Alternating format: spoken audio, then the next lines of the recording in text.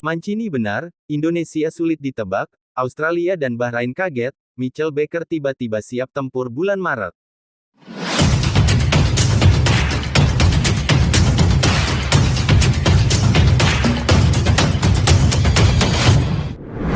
Bulan Maret tahun 2025 akan benar-benar menjadi bulan yang cukup menentukan langkah Indonesia di round 3, sebab jika timnas Garuda harus setidaknya mengamankan 4 poin atas Australia dan Bahrain, maka peluang timnas untuk bisa paling tidak mengamankan tiket round 4 bisa dalam genggaman. Optimisme itu sejatinya wajar, karena kemungkinan besar peluang itu ada, apalagi nama Hairo akan menjadi tambahan kekuatan di samping oleh Romeni yang tinggal nunggu jadwal sumpah. Dan di saat publik sudah cukup happy mengetahui proses Ole yang tinggal sumpah, dan Hairo yang masih dikebut prosesnya, tiba-tiba muncul statement dari Pak Menpora yang mengatakan masih ada satu nama lagi yang ternyata berkasnya akan segera diurus, dia adalah Mitchell Baker. Tentu saja bila Baker berhasil dinaturalisasi tepat waktu, maka untuk laga bulan Maret kita mungkin lebih berani mengatakan 6 poin bisa didapat. Hal yang kemudian cukup membuat Australia dan Bahrain kaget mendengar kabar ini, sebab merujuk dari apa yang pernah dirasakan atau diutarakan Mancini, jika sosok seperti Erick Thohir memang sosok yang tidak banyak ini itu tapi tiba-tiba memberikan kejutan, seperti yang pernah terjadi dengan kasus Marten Pas,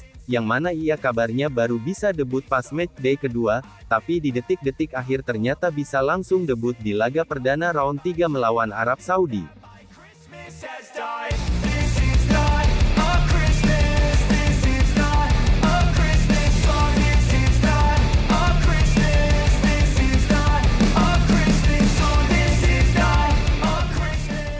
Kesempatan tak datang dua kali, mungkin itu yang sedang PSSI pikirkan untuk segera lolos ke Piala Dunia 2026, dan untuk mewujudkan hal itu segala upaya dilakukan PSSI untuk bisa menambah kekuatan tim dengan sisa waktu yang ada, apalagi pertandingan di bulan Maret melawan Australia dan Bahrain pastinya tidak akan semudah itu, mengingat mereka pun pastinya juga melakukan pembenahan, setelah proses pergantian pelatih. Maka fokus yang ada untuk waktu dekat ini adalah, bagaimana caranya menyelesaikan proses oleh Romeni yang tinggal disumpah, baru setelah itu proses Hairo akan benar-benar dikebut agar tersedia di bulan Maret. Tentu saja hadirnya dua pemain tersebut akan membuat sektor tengah dan depan timnas Indonesia jadi lebih menjanjikan, yang mana secara otomatis pulang untuk bisa menang pun jadi lebih besar, sebab selama ini lini tengah serta lini depan kerap menjadi persoalan tersendiri di timnas Indonesia. Memang stok gelandang ada, tapi yang murni sebagai gelandang bertahan itulah yang selama ini sulit, begitupun dengan penyerang jumlahnya cukup banyak, tapi sejauh ini dari nama-nama yang dicoba belum sesuai harapan sebagai goal getter.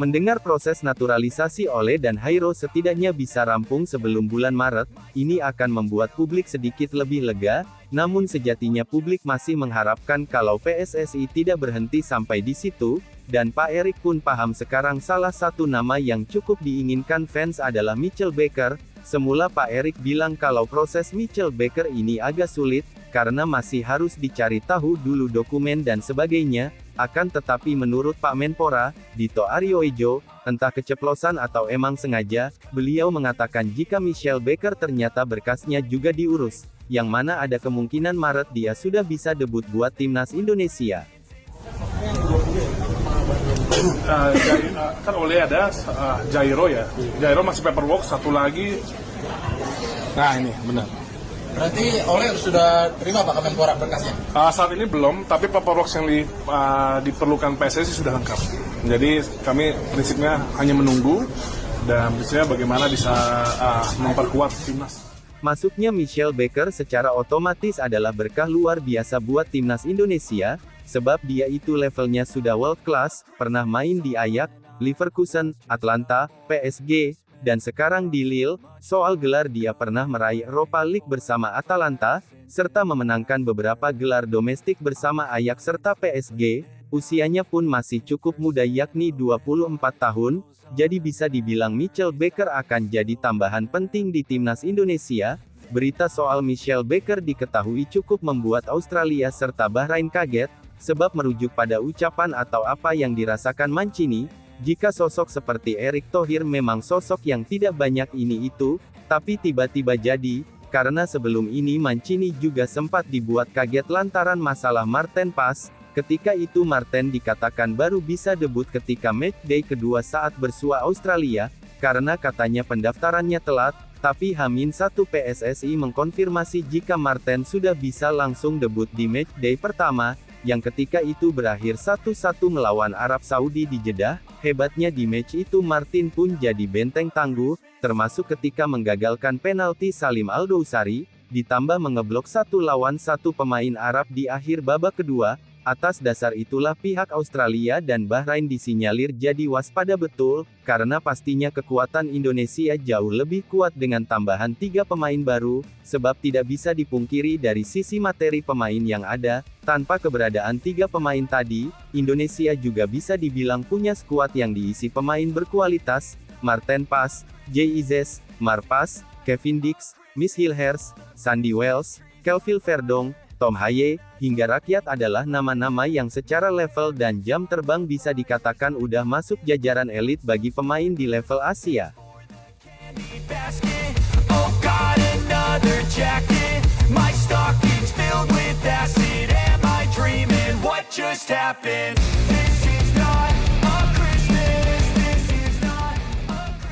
Melihat sikon yang ada, tentu jika Maret nanti Indonesia bisa turun dengan komposisi terbaik, termaksud Elkan yang comeback, Michel Hers sudah pulih dari cedera, serta gabungnya 3 pemain baru, harusnya secara komposisi skuad tim ini berani menargetkan 6 poin, jika merujuk pada formasi kesukaan Patrick Kluivert yaitu 4-3-3 atau 4-2-3-1, memang tim ini punya kapasitas untuk menang, tapi masalahnya adalah bisakah dengan waktu bertemu yang singkat, antara pelatih dan pemain bisa langsung saling memahami, karena biar bagaimanapun selama ini Patrick Kluivert, Dani Lanzat, dan Pastor belum pernah bertemu secara langsung dengan para pemain, tapi mudah-mudahan mengingat secara kultur mayoritas sama, plus Dani Lambat yang paham juga kultur Indonesia, harusnya hal-hal semacam ini sudah dibahas oleh Pak Erik, jajaran pelatih, serta pemain.